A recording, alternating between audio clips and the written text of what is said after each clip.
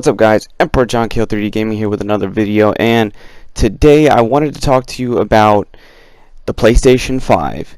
Since the reveal was just a few days ago, I was taking so and so time this weekend to really think about what I was going to say and how did I feel about it, how do I feel about the system, how do I feel how it's going to go, what are my thoughts on some of the upcoming titles.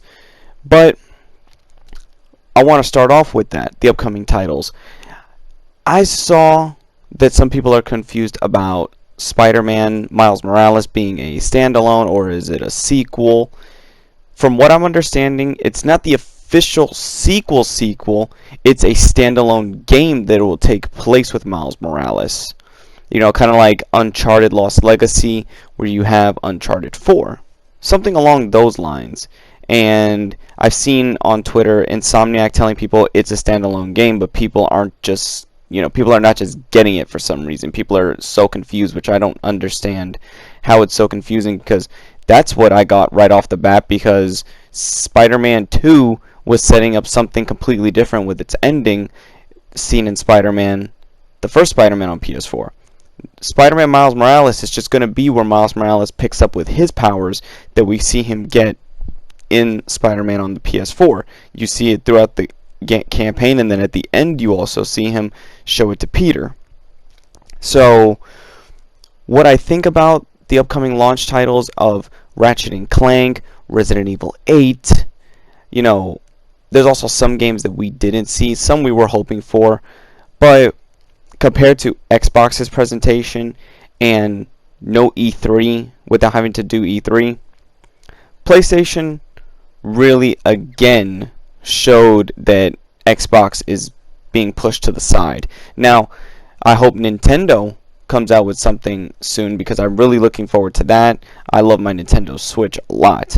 But as for PlayStation, what they showed with how the console looks, and a lot of people are making memes now. There's a lot of funny memes about the PlayStation 5, but there's also a lot of people that are trashing the PS5 for no reason, especially some people that I always have to constantly destroy from my past rivalries.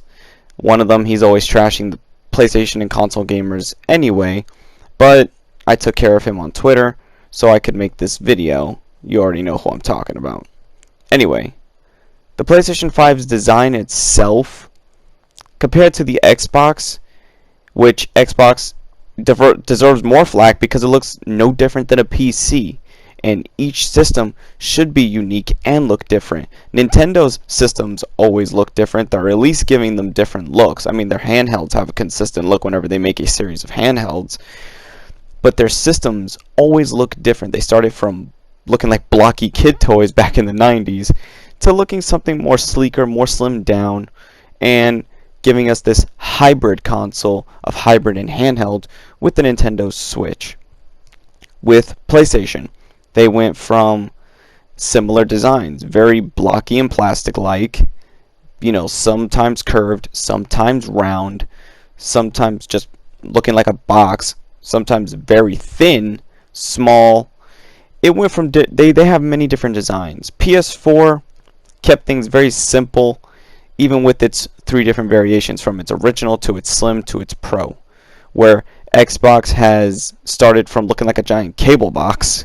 Let's be real, that's what it looked like, a giant cable box, all the way to a more appealing design with the Slim and the X. And the Nintendo Switch has a very simple but yet unique design as well, being like a tablet, but also a game console and a handheld. But let's get into what the PlayStation 5 actually looks like. The PlayStation 5 has a white and black style palette to it, which is funny how you notice how Xbox is now going back to all black and PlayStation is just going with all white, predominantly white and less black. It's almost like they're swapping colors. I just find that very funny. I'm pretty sure I'm not the only one that noticed that. But seeing the PlayStation 5, it looked different. It actually looks very unique. How? I know there's the jokes about it looking like a router, which I'm not going to deny, it does look like a router. But compared to all other platforms right now, this is seeing all other platforms. This is from knowing how each design looks, how each design differentiates itself from the other, and be honest with yourselves, guys, okay? You look at it much more closely, you can't deny that it at least looks different and unique.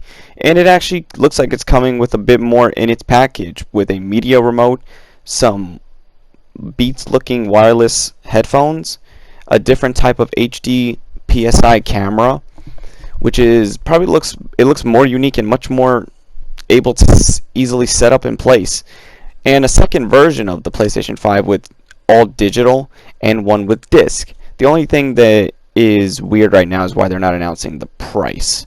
You can tell the digital one will be cheaper.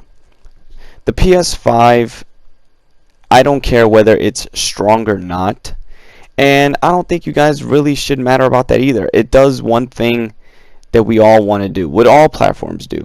They all play games. Because right now, you go on Twitter, you go on YouTube, the fusses are already going to start going pretty soon. The debates and the wars, and players are not going to be able to get along at this point, especially if you got the PlayStation Legion going to be overpraising it.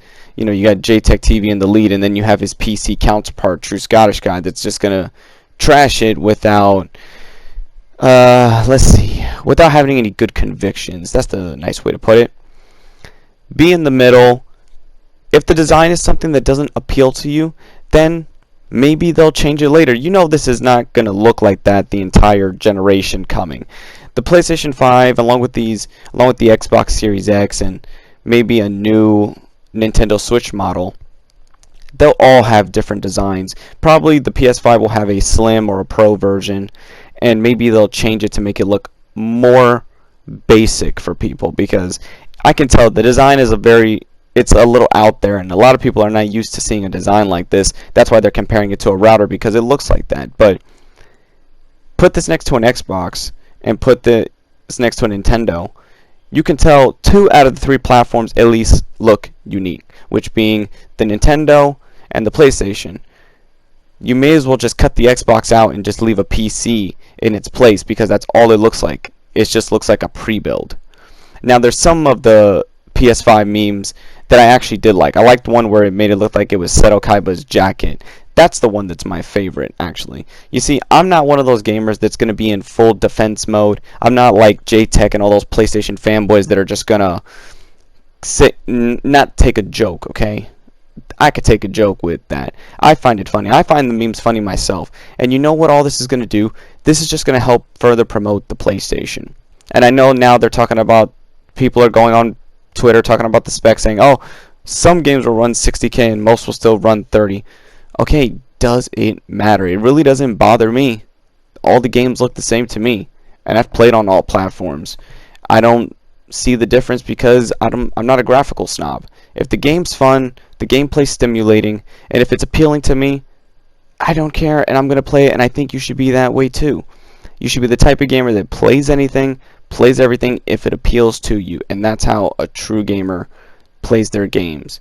You know, they don't get caught up in this petty two-sided console war bullshit. Anyway, this is Emperor John Kill 3D Gaming. I hope you all enjoyed the video. Be sure to like, subscribe, favorite, or leave me a hypothetical like later.